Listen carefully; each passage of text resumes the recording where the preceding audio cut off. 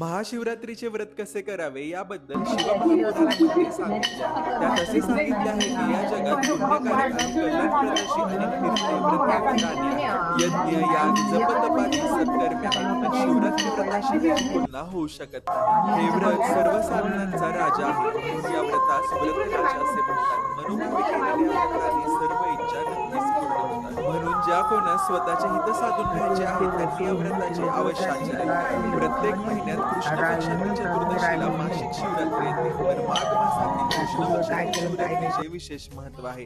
हिलाच महाशिवरात्री असे म्हणतात. शिवरात्र ही कोटी हत्यांचे पातक नाहीसे करणारी आहे. शिवमहापुराणामध्ये या व्रताचा विधी सांगितला आहे. त्यानुसार या दिवशी प्रातःकाळी लवकर उठावे, महादेवांचे स्मरण करावे, स्नानादी नित्यकर्मे आटपून घरातील देवासमोर किंवा शिवालयात जावे. व्रताचा संकल्प घेऊन शिवलिंगाची अभिषेक आदी उपचारांनी विधिपूर्वक पूजा करावी. संपूर्ण दिवस